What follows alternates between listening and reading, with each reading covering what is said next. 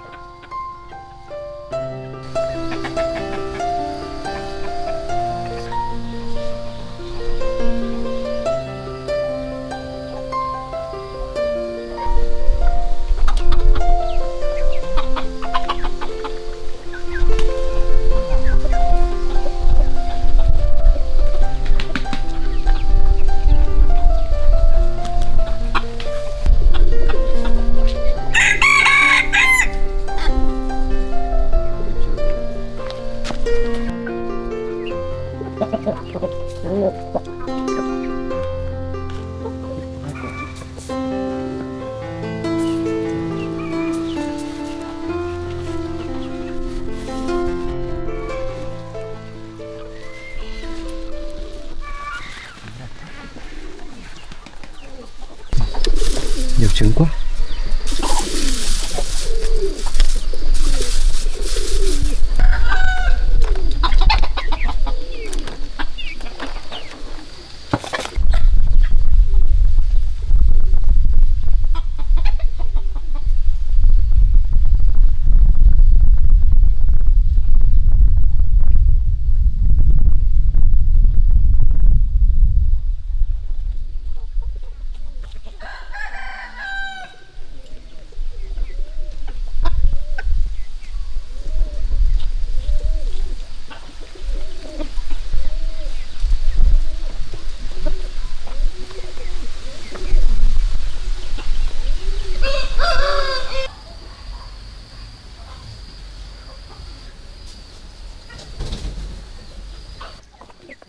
Đây ta để nhiều quá.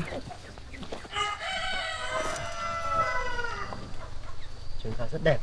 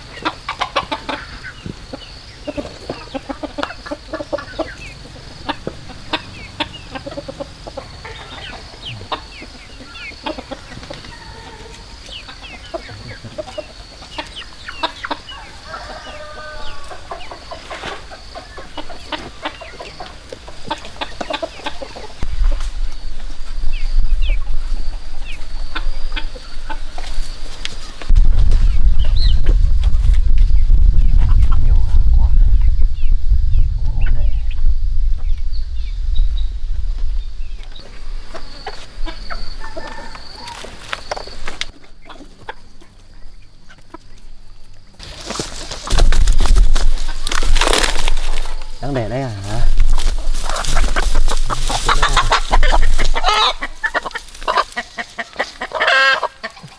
Nhiều trứng quá. Trứng đẹp quá. Này mình sẽ mang chợ bán vào sáng mai.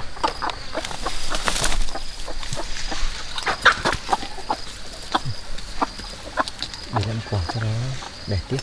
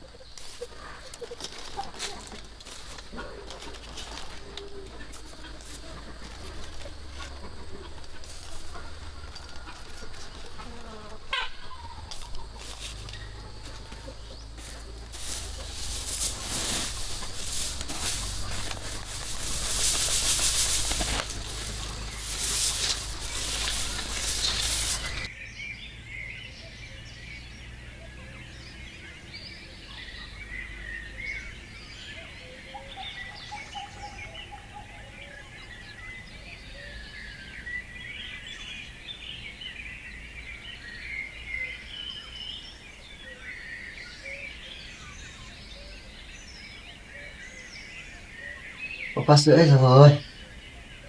Bây giờ mình ăn sữa nha con nhỉ. Đấy. Con ngồi dậy rồi á. Ôi trời, đây đây. Đấy. Ui giời, thích không? À, ôi giời. Bạn nha. Đấy, đây nhá, đây để vào dậy nhá. Rồi. Sữa nha. Nhờ. Mình ngoan quá nha. Rồi, bỏ sữa nha. Ăn đi con. Đây, đấy. Giỏi quá. Ăn đi con, cố lên. Ăn cố vào. Cố vào cho nhanh lớn nhé. Không biết lẫy rồi mà nhỉ. Ăn lớn rồi nhỉ. Rồi. Còn biết bò nữa chứ nhỉ. Rồi, ngoan quá nhỉ. Ôi trời ơi. Rồi. Ngoan quá nhỉ. Cả ngày cho bố làm việc. Rồi. Giỏi quá. Dạ. Đấy cơ. Mai mình chợ có nhỉ. Mai mình chợ bán trứng. Chợ bán trứng để lấy tiền mua đồ chơi cho con nhé.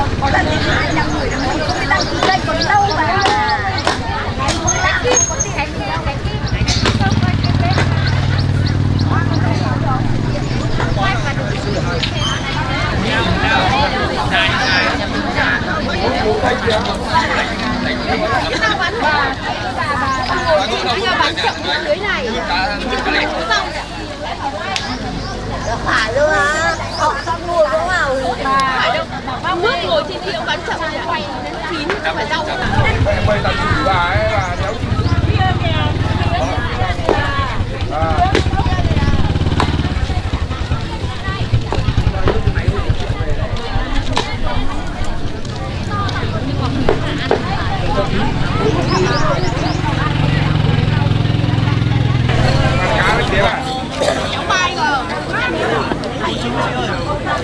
đi đường nó mệt, theo đuổi mình cho nó mệt.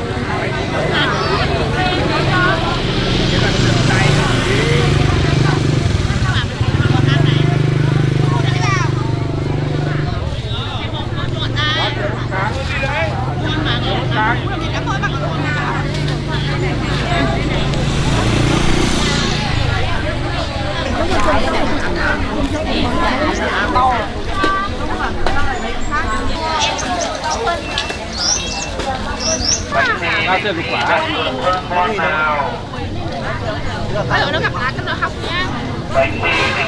Chị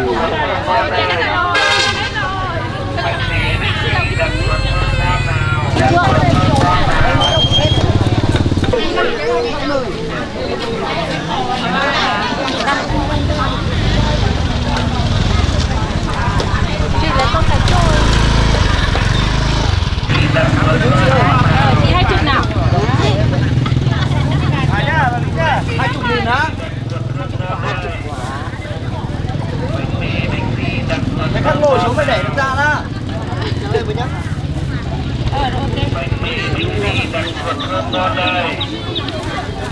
Bánh mì đặt ruột thơm ngon nào. Giá tiêu mà hành mua xương cặn là to thế. Bao tiền? Bao tiền? 100 triệu. 5.000 quả. Con người con không ba chân đen đâu. Ba. Không phải ta. Mua cái gì? Có ta không? Trứng bao nhiêu cháu? Không ạ. Con xem cái này là lòng nó. Ba cái bánh này mua nốt cho hết để đi về nhé. Nhiều trứng bếp lấy thắm.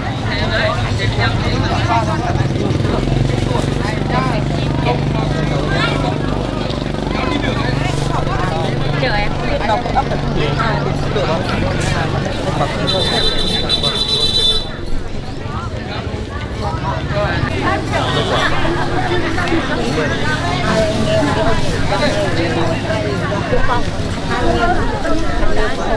Hết rồi.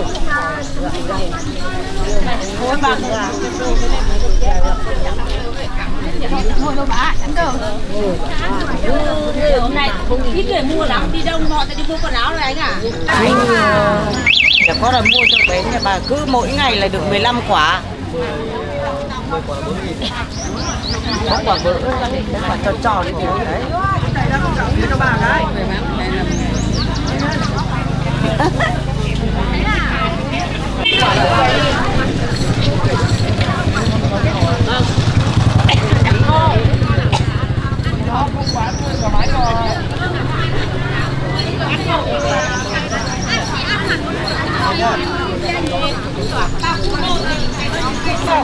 Là chị tay bà bốc đi.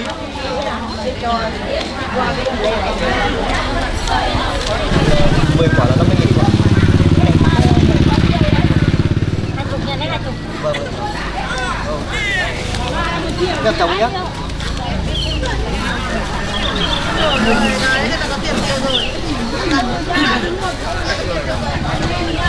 Này, là tháng này. Đấy. Rồi nhưng mà bản chất là mình nha.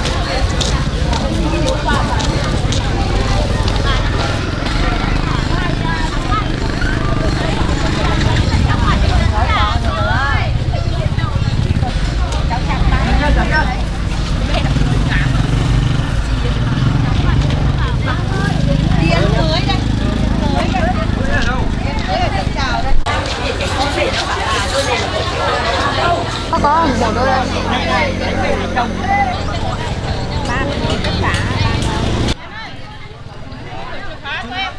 Cứ bà vui ấy.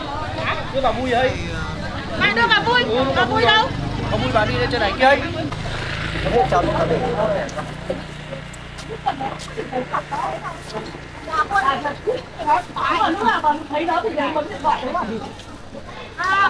thằng thì bán cá kia, tiền lúc này túi.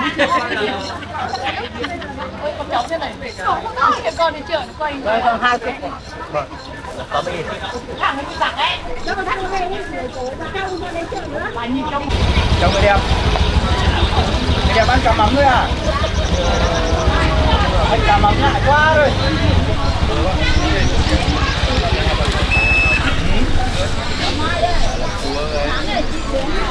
nguyên cá ấy à? À có cá rô thế. Cái quần áo đâu nhờ bộ to, hôm nay bộ to mà rồi về lại rộng quá. Bộ bé đây. Bộ con thì à? À quên.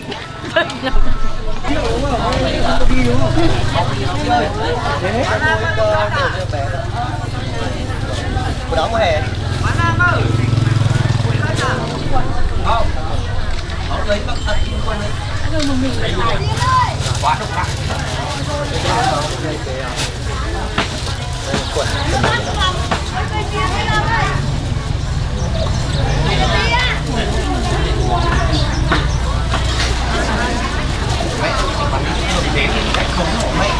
mua quần áo cho con gái mà thích cái nào.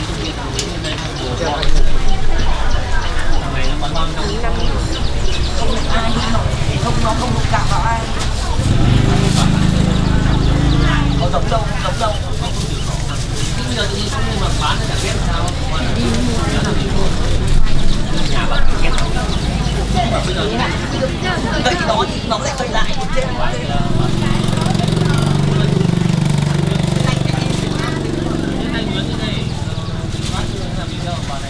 Cái kia bán bỏ về. Xem nó không đủ. Không đủ bán là chợ. Bán nghèo rồi. Đây có gì đâu. Cái hàng đấy Đây là dùng pin không nhỉ? Dùng pin luôn. Chẳng qua là dùng pin không có. Mua lắp pin được.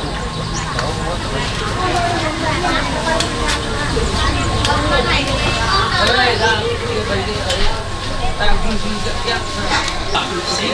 mang cháu cốc đấy. Vâng, thấy cái gì lắm nó mới được có một câu cái tỷ cái con này đi cả bút cây.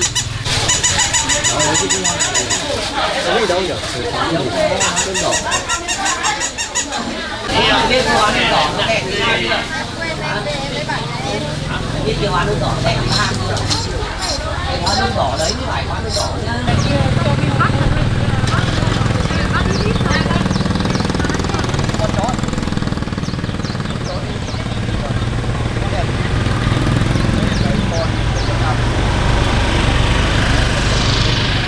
Bao tiền con? Đây loại này 200, loại này 300, 250. Có nhiều loại lắm. Bắt con nào tiền con đấy. Đây con này thì con 300, loại này 250 này. Loại này 200 nhỏ tiền. Bắt con nào bắt. Đấy con này. Con này bắt con này. Con này bao tiền? Con này 300. Con thì lấy loại 250, loại 200 này. Đây con này cháu 200 nhé. Thôi thì đấy thì Đây cháu thưởng cháu bảo này đẹp lắm. Xin nhé.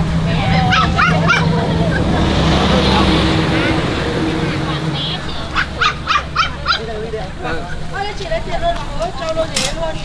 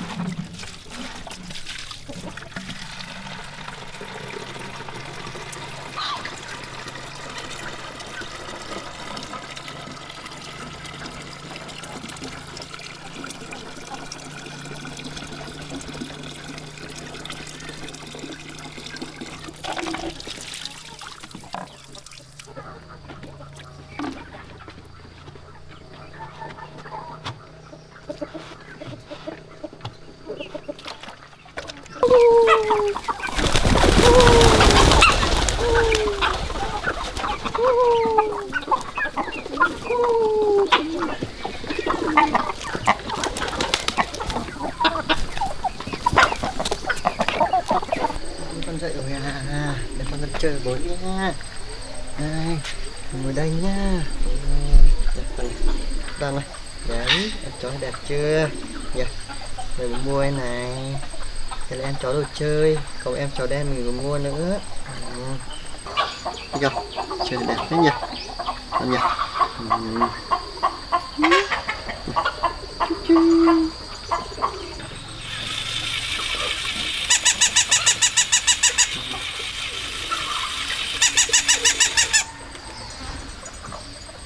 Đây nhá, đi xem gà nhỉ, chân gà đấy kìa, đi con, đi xem con gà thôi, gà ăn nó đẻ trứng nhá, đẻ trứng nó chục làm nhá, con, con thấy chưa?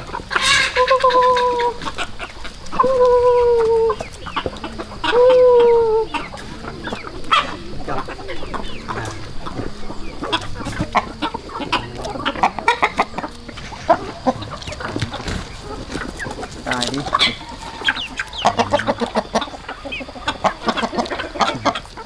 Có thích gà không? Gà nhỉ? Được, được không nhỉ? Mình đi bên nhà nhỉ? Bên nhà mặc áo mới thôi nhá. Cái bộ đồ hôm nay mình mua thôi nhá. Áo mới nhá. Bao nhiều nhá. Làm về đây.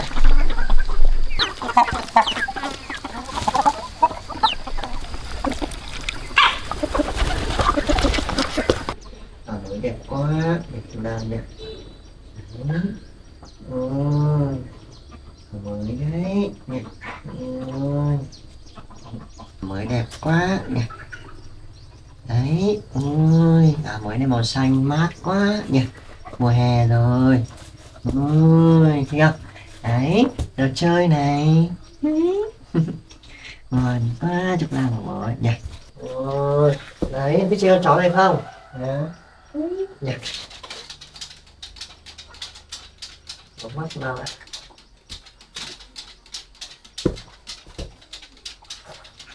Mà điện thoại kìa.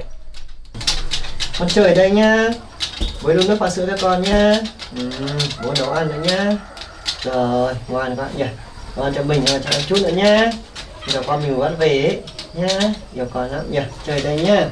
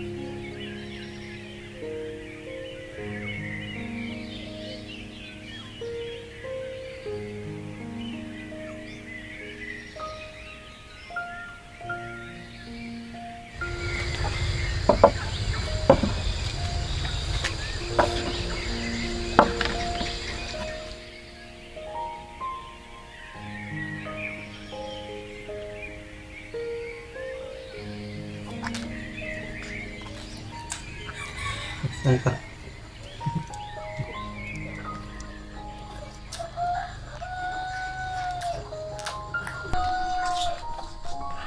Đó, con. Được.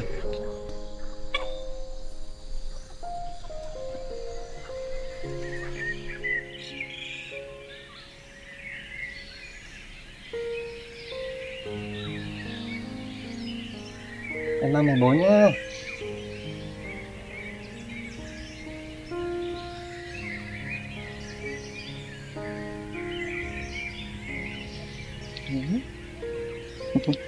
Đặt chưa đẹp đâu nhỉ? 1.1 cho con đây nhé, để con quen nhé. Không tí nữa nào. Ôi thôi nhỉ, đúng rồi. Nhiều lắm nhỉ.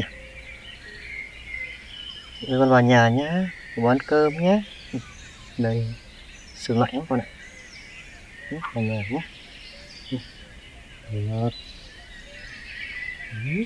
Rồi, con đây để bố ăn cơm nhé. Còn trời tối rồi con ạ, lạnh lắm nhé. Đó là sương xuống đấy, ban ngày thì nóng, tối thì có sương. Đây nhá, bố đi măm măm đây, bye nhá.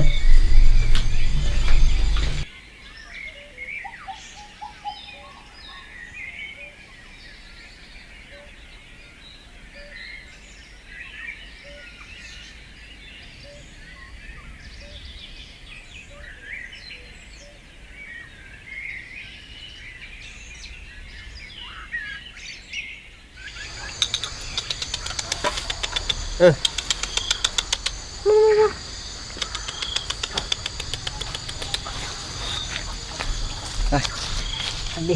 Nha. Đây. Được nha.